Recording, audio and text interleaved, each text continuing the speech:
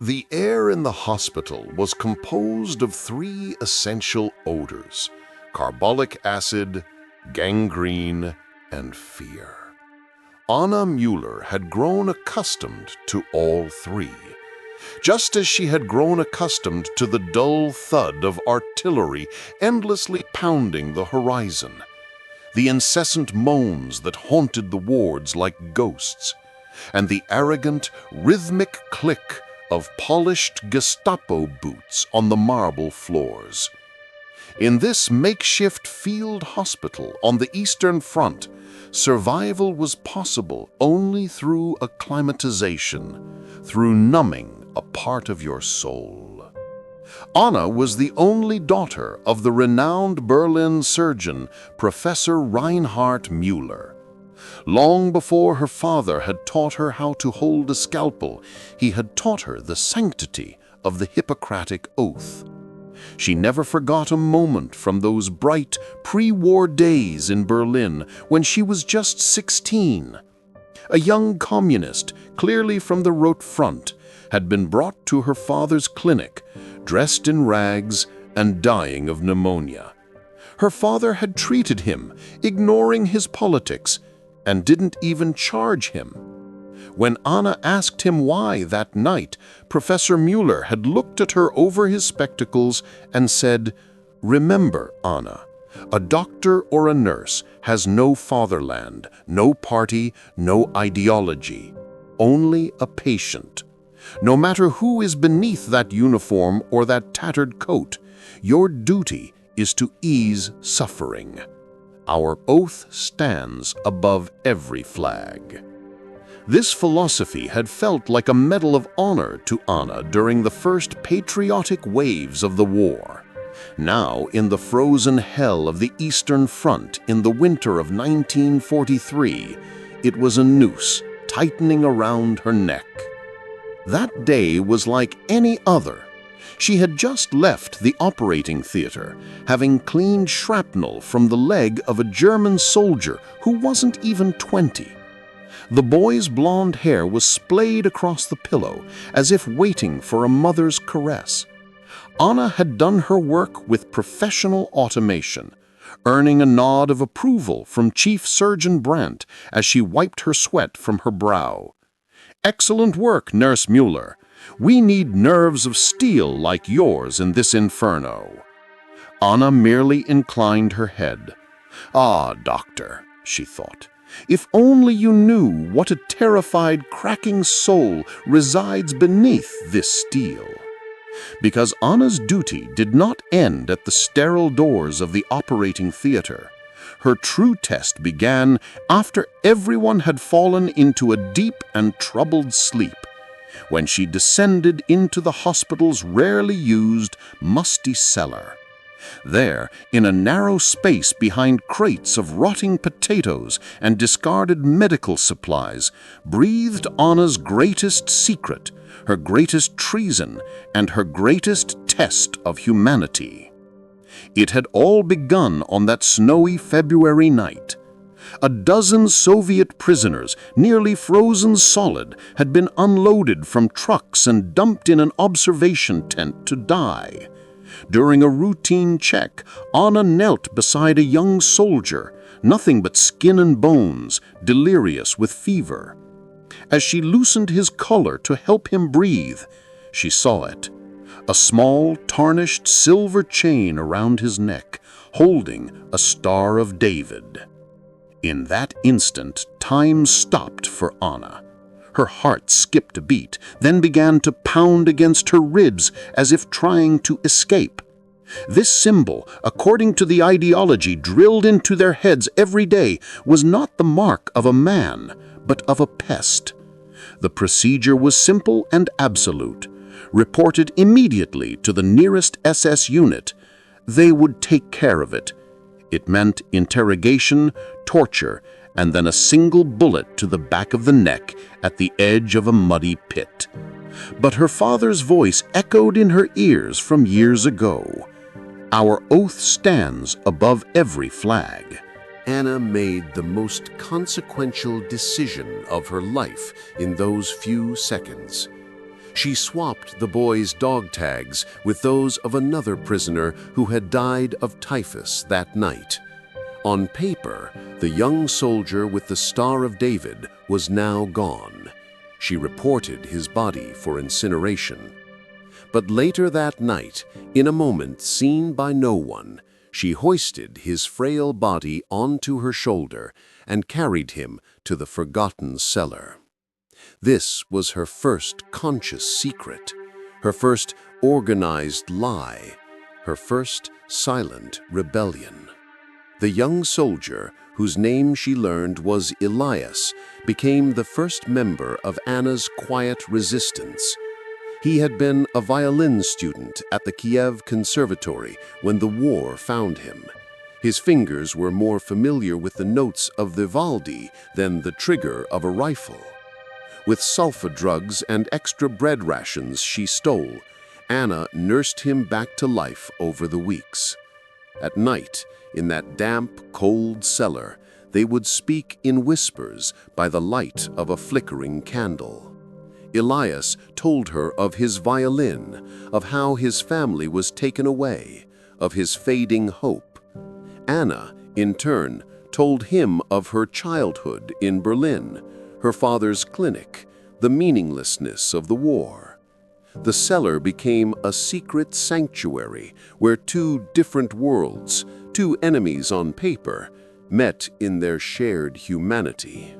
"Why?" Elias asked her once, his voice raspy. "Why risk this for me?" Anna paused, searching for the right words. "Because my father taught me that a human life is paramount, and because I am a nurse. This is my oath. Your uniform or your faith cannot invalidate my oath." However, this sanctuary soon became dangerously crowded.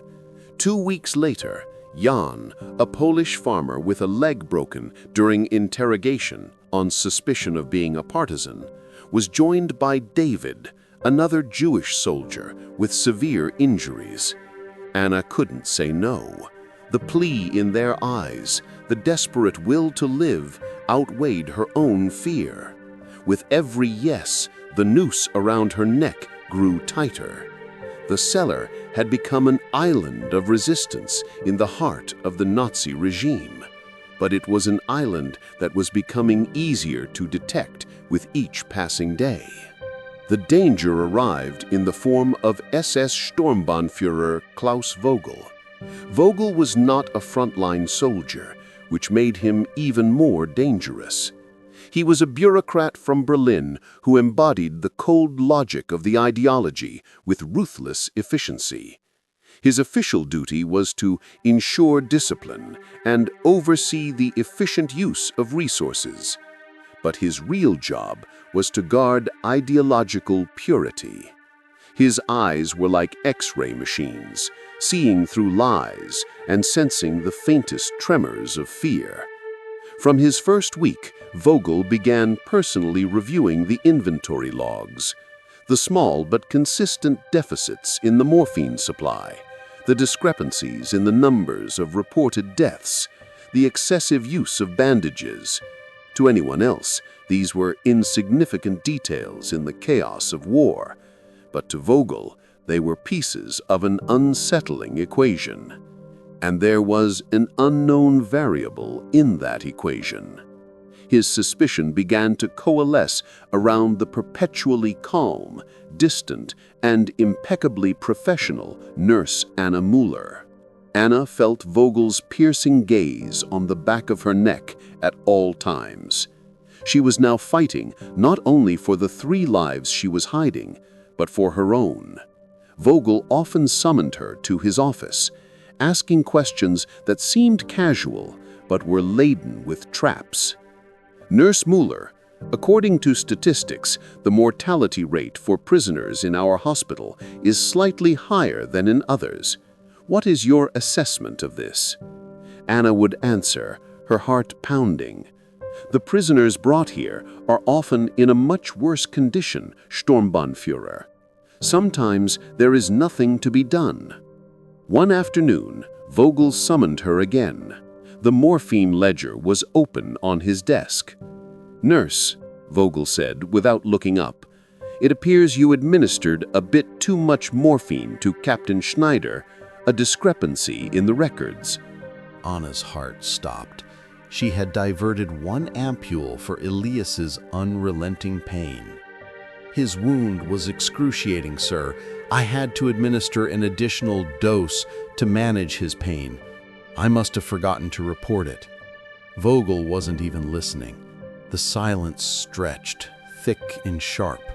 At that exact moment, from the floor below, a cough echoed, faint but clear as a bell in the absolute quiet.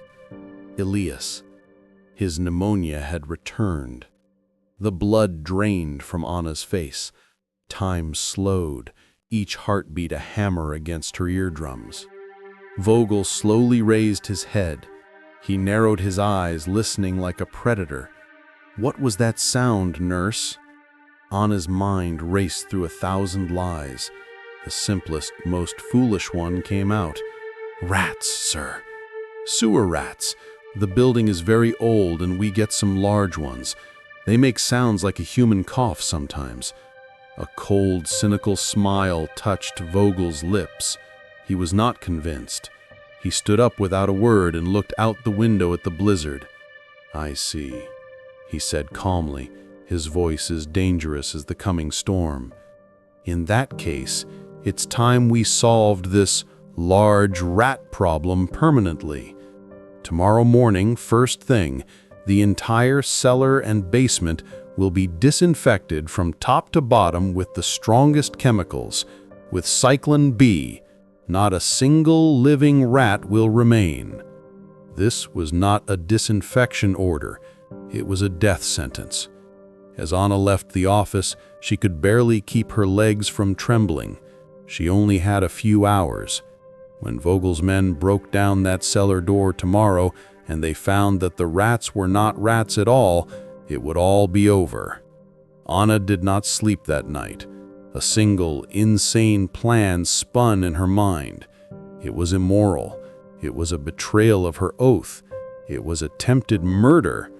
But it was her only chance. Long after midnight, she slipped into the hospital's records room. She found the file of a Luftwaffe captain, Krieg, who had been brought in the night before with a severe stomach wound. On the front of the file, a warning was written in large red letters: "Severe allergy to penicillin." Anna's plan was set. To save 3 lives, she would have to knowingly push another to the very edge of death. Just before dawn, she glided like a ghost into the captain's private room. In her hand was a small syringe. It contained a dose of penicillin, not enough to kill him, but just enough to trigger a violent anaphylactic shock.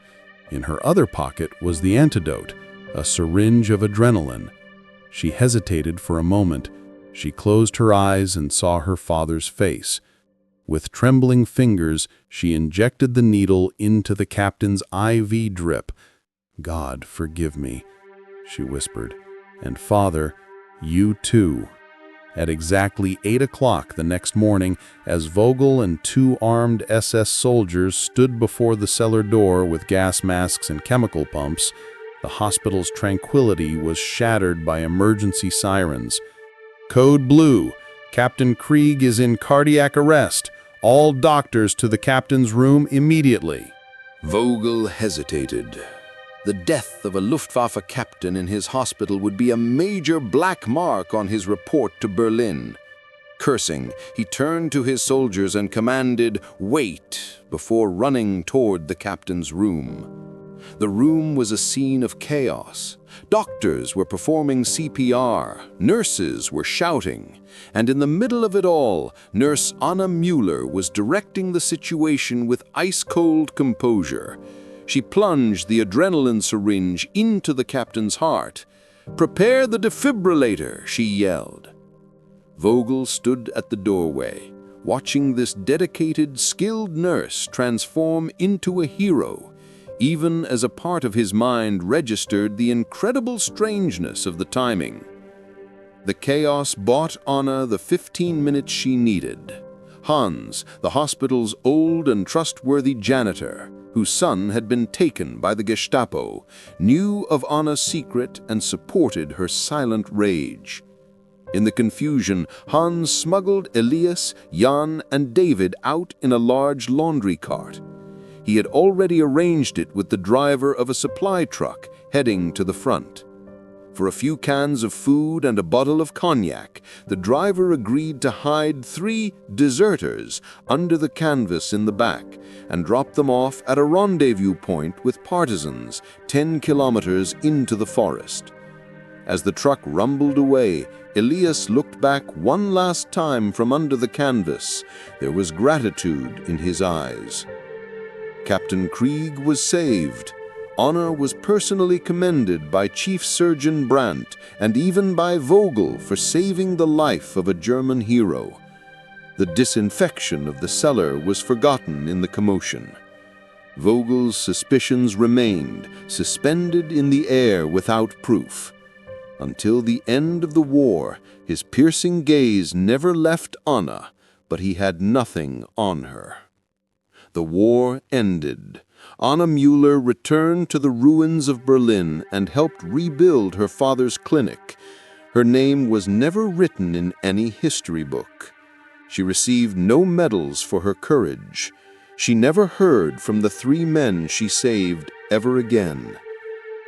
Years later, as an old woman, she would often sit by her window holding a small tarnished silver Star of David in her hand. It was the only legacy Elias had left her, pressed into her palm just before he climbed into the truck. Her heroism was not the kind found in headlines or decorated with honors. Her victory was not the fall of an empire or the liberation of a city. Her victory was quieter, found in the courage to listen to the whisper of her conscience in the heart of the deafening darkness. Because the greatest battles are and always will be the ones fought in silence.